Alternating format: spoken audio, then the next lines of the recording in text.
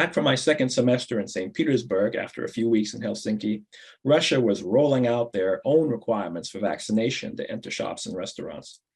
Russia does not recognize Western vaccines, and their own vaccine, Sputnik, is what is required. And I did receive Sputnik, and this is the certificate of vaccination from COVID-19 that they issued me after my official vaccination. Two of my friends, one weekend in February, joined me for a short trip to the city of Viborg. It's close to the Finnish border, and it actually once belonged to Finland. This is the historic castle in the city. It was on this trip that the situation on the Ukrainian border was getting more tense. After returning to St. Petersburg, I told myself that if Russia does invade, I will leave the country immediately. So now I'd like to share what happened next by reading to you a little passage from my journal. Keeping a journal is a great thing to do, by the way. It helps you preserve memories from your travels in great specificity. And of course, it's great for history and posterity as well. So this is a passage from February 27th of this year. I'm finally feeling rested enough to write. Events of the past 2 days have sapped my energy. 3 days ago, on Thursday morning, I awoke and noticed my dad had called. He might have forgotten about the 11-hour time difference, but something made me feel anxious. I reluctantly went to check the New York Times, and it hit me. Russia invaded Ukraine. I was done. The consuming Russian bureaucracy had already tested my patience, and now I knew it was time for me to leave, regardless of its consequences on my program. I booked a flight to Helsinki for the 26th and began packing my bags.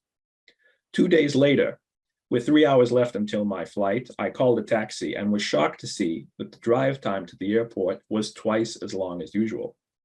St. Petersburg's traffic had struck again, and it's a city of 5 million people, so that happens, of course. Hopping in my taxi, I greeted my driver, who was a very nice Armenian man named Stepan. As expected, the traffic was fierce, and I was getting worried. After about 20 minutes, we drove onto the expressway, and I instantly turned white. We were going the wrong way. Stepan quickly realized this, but we were crossing the Neva River in stop-and-go congestion, and there was no way to turn around for quite a while. By the time we exited, it was clear I'd missed the flight. While my own personal safety was not in immediate jeopardy in St. Petersburg, I did not want to spend another minute in this belligerent invading country. Some of my Russian colleagues were arrested after attending anti-war protests, and we were told to keep a very low profile and avoid gatherings. Stepan, expressing his apologies, offered me a free meal at his family's Armenian restaurant, and upon reaching my apartment, pulled out a giant bottle of vodka from his trunk. I happily took it and had a drink with Frederick and Jonas, who was surprised to see my attempt to leave the country had failed. Finnair moved me to a flight the next day, for which I arrived several hours early. Talk of canceling flights between Finland and Russia were in full swing, but it was likely mine would take off before such a move was made.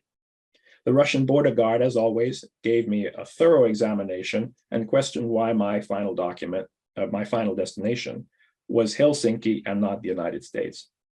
After a few minutes, they were satisfied and I was free. The plane, completely full, took off on time.